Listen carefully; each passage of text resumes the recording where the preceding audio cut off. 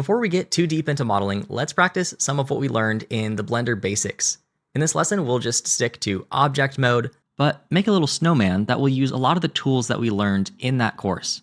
The main part of the snowman is, of course, 3 big snowballs stacked on top of each other. So for that, I'll go ahead and first delete the default cube, and then go to the Add menu, down to Mesh, and let's choose a UV sphere. Now, we're not going to get super detailed with this, so this amount of polygons is perfectly fine, but I do want it to at least look a little bit smoother. So for that, I'll right-click and choose Shade Smooth. Then let's make sure that this is at least roughly the right size. Snowmen can be all different shapes and sizes, but let's say this snowball is about 3 feet. So I'll open up the sidebar by either hitting N or using this little arrow on the top right of the 3D view. And down under dimensions, we can see that it's 2 meters by 2 meters by 2 meters. While the metric system makes way more sense, as an American, it's not super intuitive to me. So instead, I'm going to drag down on all of these and instead type in 3 FT for feet. And then it'll do all of that conversion for me, so I don't have to worry about it. But we can also go into the Scene tab, go down to Units, and if we want, we can switch this to Imperial.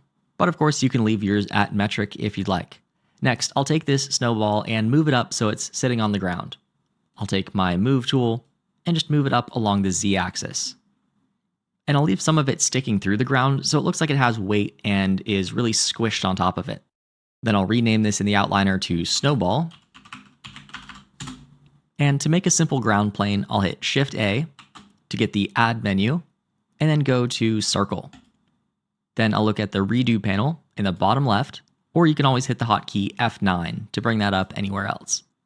I'll make that a bit bigger, let's say somewhere around 5 feet, and switch the fill type from Nothing to Ngon. And I'll bump up the resolution just a little bit and set the vertices to 64.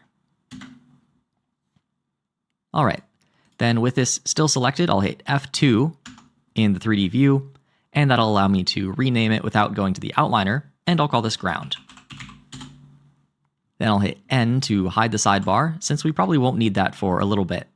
Then I'll take this main snowball here, and then hit Shift-D to duplicate it, and then that'll do a duplicate and move. So if I move my mouse, it'll move around the new object, but then I can hit Z and constrain that movement to the Z-axis. I'll move this up slightly, and then left-click to confirm. Then I can also hit S and scale that down, and again, left-click to confirm. Then I'll do that one more time, Shift-D, Z to move it along the Z-axis. I'll move this one up a little bit higher just so it looks like his head is more rounded, then left-click to confirm, S, and scale this down. Okay, that looks like a good start to our snowman. Also kind of looks like one of those chewing dog toys. But to start to give him a face, let's make a little carrot for his nose. If I add it right now, it'll add it to the center of the world, but it would be a lot more convenient if it was already stuck to the center of his face. So what I'll do is I'll just look at this from front view, and then shift right click to place the 3D cursor right in the middle of his face.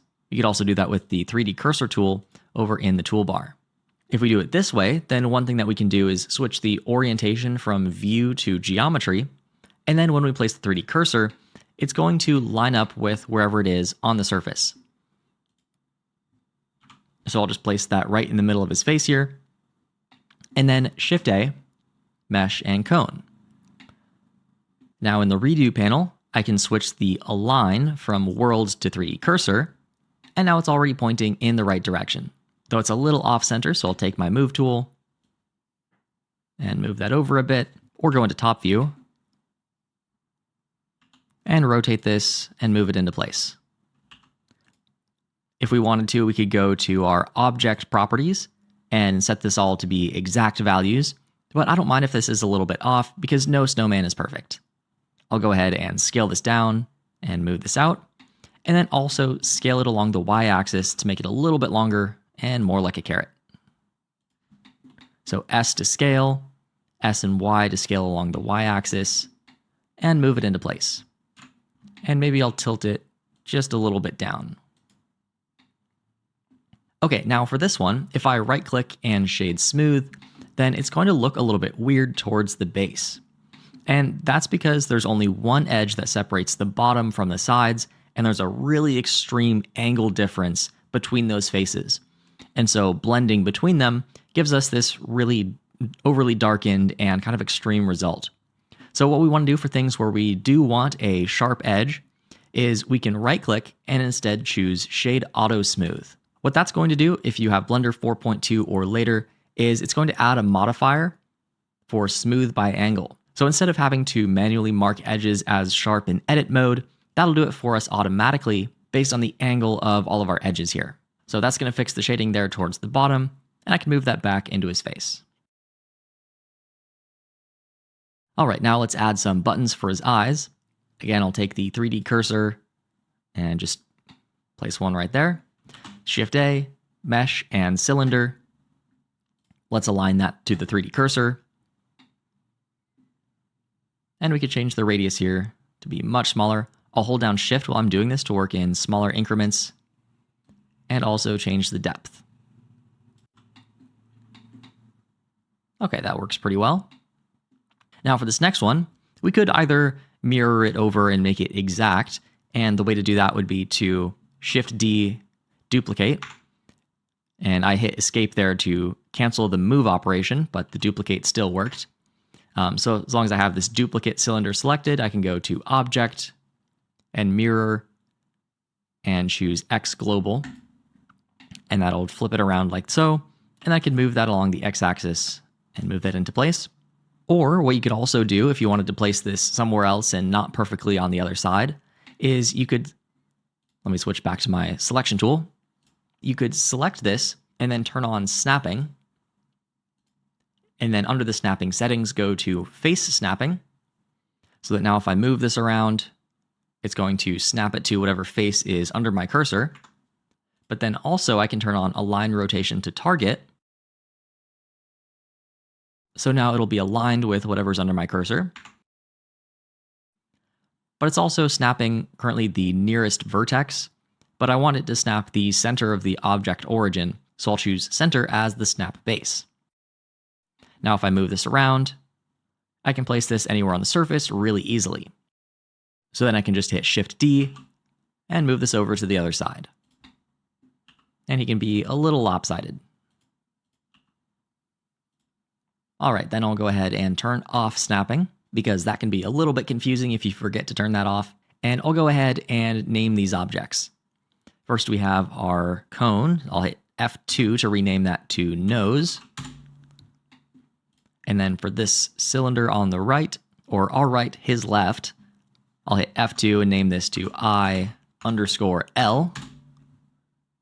And this one, F2, I_R for right. Okay, and now to make editing these things a little bit easier, I'll set up a parenting hierarchy. So I'll hold down Shift and select both the eyes and the nose. And then while continuing to hold Shift, I'll select the head last to make sure that it's the active object. And then go to Object, Parent, and choose Object. Now in the outliner, the eyes and the nose are grouped under the snowball.002, which we can also rename to head, just like so. And then when I select that, I can move it around, rotate it, do whatever I need to, and the eyes and the nose are going to follow along. After that, let's move down and parent the main section of his body or the middle section to the base. But this time, instead of going all the way to the object menu, I'm just going to use the hotkey Control P to parent. Set parent to object, just like so. So now I can move this around. Oh, it looks like we did not parent the head to the middle. So again, Control P, set parent to object. Okay, I should have tested it first, but the head works, the middle works, and the base works. Awesome, now let's give him a bit of a hat, and I'll set the cursor back to the center so that the newly created hat will be right in the middle. And I'll go to Object, Snap, and Cursor to World Origin to bring that back to the middle. And then I can hit Shift A, Mesh, and Cylinder. Now this is going to add it as really, really small because that's the last values that we used for the eyes. So I'll set this back to a radius of 1 and a depth of 2, which I believe were the defaults. And then I'll just hit G and then Z and move this up and scale it down just a little bit. And put that right on top of his head. Kind of looks like a chef snowman right now. But then I can just take this and then also hit Shift D to duplicate that, and then I'll hit S to scale it, and then hit Z to constrain that scaling to the Z axis. So I'll just flatten this down here quite a bit. Then I'll go back to my move tool and move this down and scale that out to give them a little bit of a brim. And I'll maybe scale this up a little bit along the Z axis with S and Z just to make it a little bit thicker. And place it right there. Okay, now I'll call the top one hat, and the second one hat brim. I'll take the hat and parent it to the brim by selecting the hat first and then shift selecting the brim, and then Control P to parent to object. And then I'll take the brim, shift select the head, Control P, parent to object.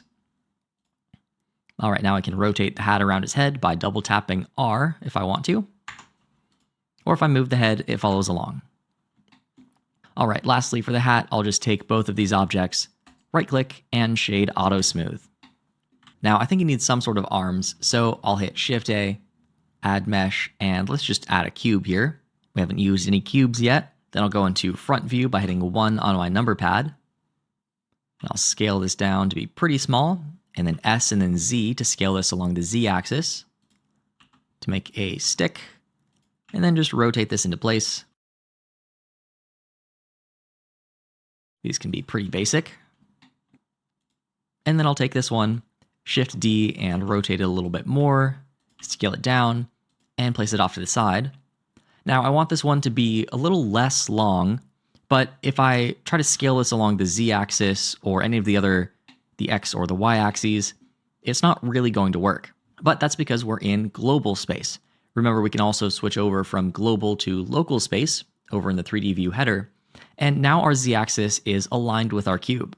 So then I can hit S and then Z and very easily make this a bit shorter. So I'll make a couple of these, again by hitting Shift D to duplicate, R to rotate, and then S and Z to make it longer or shorter. So there's one side here. Then I'll take all of these, Shift D, and rotate them around. And I'll just change it up a bit here. Just like so. And then maybe make one more really small one. Shift D, rotate, S and Z. And there we have a couple sticks. Since these are all labeled cube, what I'll do is select all of them here, and then we can rename them all at the same time by going to Edit and Batch Rename, and just switch from cube to stick, and click OK. There we go. Then I'll take all of the smaller sticks, and then Shift select the main stick last, and then hit Control P and parent to object. And then for this one as well, take all of the smaller sticks, then Shift select the main stick, Control P to parent, set parent to object, and then I'll take both of these arms, Shift select two of them, Shift select the main part of the body to make that the active object, and again Control P, set parent to object. All right, now if you don't like these little dashed lines here in the viewport, you can also go to the Overlays menu and turn off relationship lines. I often like to have that off, but if you forget that you have these parent-child relationships, then it can make things very confusing. If you're moving things around and other things are also moving, you might want to keep those on if you're not familiar with working that way. Lastly, we're not going to cover any materials in this course because there will also be an entirely different course for the fundamentals of materials, but just to make our modeling a little bit nicer to look at in the viewport, what we can do is select an object, go to the Materials tab and click New, and for this one, I'll call it Hat. And I'll completely ignore the surface for now and just look at the viewport display and take that down to a bit of a dark gray or a black. Then I can take this brim of the hat and also choose the hat material. Then I can select a snowball, add a snow material by clicking the plus button, setting the viewport display all the way to white, and then shift selecting the other objects that we want to add the snow material to. And then over in the drop-down menu here in the materials, choose copy material to selected. Oh, we can also use that for the ground as well. So we can use the material drop-down this time and choose snow. And then let's make a new material for the buttons. Let's also make that black. I'll choose that for the other eye as well. Then let's make a carrot material, and I'll make that orange. Pretty bright, and to make it less shiny, I can increase the roughness. And lastly, one more for the sticks. I'll call that stick. Make it a dark brown, and then select all of the other sticks. I just use B to box select there, and then shift select this last stick. Over in the materials, use the drop down and copy material to selected. And there we go. Now we have our snowman. I realized that as far as modeling goes, this was about as basic as you can possibly get, but that was the point. We talked about some of the most important tools in object mode and practiced some good habits like organizing the scene and modeling to scale. So now that we've got that down, then in the next video, we'll dive back into edit mode.